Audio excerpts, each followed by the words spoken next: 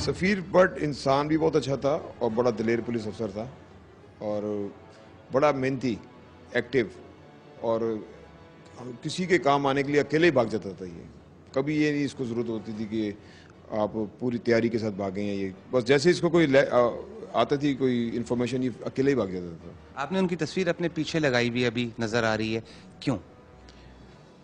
ये एक्चुअल हमारा बिल्कुल छोटे भाइयों की तरह था और इसको अच्छा लड़का दिलेर है और जो मैं ही ऐसे सोचता था जब ये शहीद हुआ था वहाँ पे, तो मैंने उस वक्त से इसकी तस्वीर अपने सामने रखी हुई थी कि मुझे याद रहे कि मैंने इसके बंदे पकड़ने।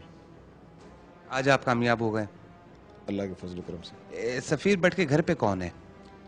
सफ़ीर भट्ट के वालिदैन हैं, बूढ़े वालिदैन हैं, भाई हैं एक।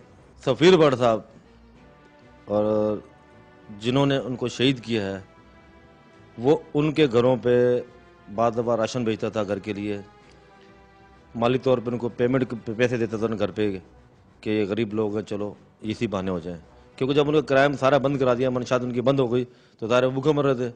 तो उसकी खुदादर से उसकी ये थी कि उनको अखराजा देता था, उसके बावजूद उसे शहीद कर दिया।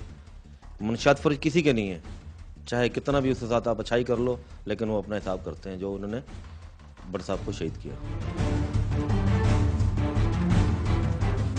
नाज़रीन, इस वक्त हम लोग जाए वकूफ़ में मौजूद हैं, उस जगह पे जहां पर सफ़ीर भट्ट को गोलियां मारी गई थी और इस वक्त यहां पर SIO अब्बासी भी मौजूद है, SHO हुमायूं भी मौजूद है, उनकी टीम भी मौजूद है और डिस्कशन हो रही है कि किस तरह से हुआ था। चश्मुद्दीन गवाह के मुताबिक जो उसने बताया वो ये लोग डिस्कस कर रहे हैं, क्योंकि चश्मुद्दीन गवाह को यहाँ पर बुलाया नहीं जा सकता था। उसकी वजह यह है कि उसकी जान को खतरा हो सकता है, इसलिए चश्मुद्दीन गवाह यहाँ पर नहीं आए, लेकिन उसने जो कुछ बताया है वो यहाँ पर डिस्कस किया जा रहा है। आए इनकी डिस्कशन देखते हैं। ये सबसे पहले पहुंचे थे, इसने ही मुझे इतला दी थी कि हम वकूए पहुंचे तो मेरा डेड बॉडी भिजवा दी गई थी इसको यहाँ पे।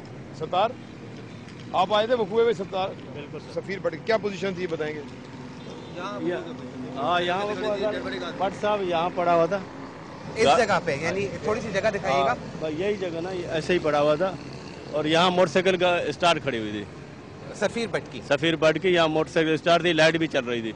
हमें जो स्टोरी वकूए की पता चली है, आमिर ने और सफ़ीर ने जब इसको कहा कि जाकिर को कि आप जाओ, मेरा तुमसे नहीं है, मैं इससे बात करूंगा, तो ये आमिर के साथ इनकी हुई फाइट, तो आमिर ने पहली गोली जो मारी है ना अपने पिस्टल से उसको यही मारी है। नाज़रीन, ब्रिगेड के सीनियर इन्वेस्टिगेशन ऑफिसर अब्बासी भी यहाँ पर मौजूद है, इनसे भी पता करते हैं कि इस जगह पे जो भी अभी तक इन्वेस्टिगेशन हुई है उसमें क्या चीज़ें सामने आई हैं।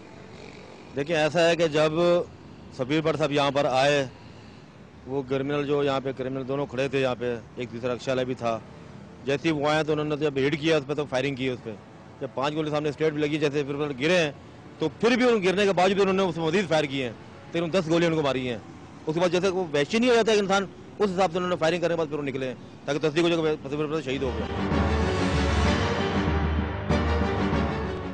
ये नहीं देखते कि एक बंदा शहीद हो गया, उसके घर के कितने मसले मसाइल हैं, कोई है काम करने वाला नहीं है। बेटा मेरा बहुत खिदमतगार था, बहुत खिदमतगार। बंदे की कीमत 20 लाख रुपया क्या चीज़ है? सारी ज़िंदगी तो हम उस पर नहीं गुजार सकते ना 20 लाख पे। छोटे छोटे बच्चे हैं, अभी इनकी ज़िंदगी शुरू हुई है, तो 20 लाख रुपए एक देते हैं, ये भी एहसान करके देख ऐसे भीख दे रहे हैं।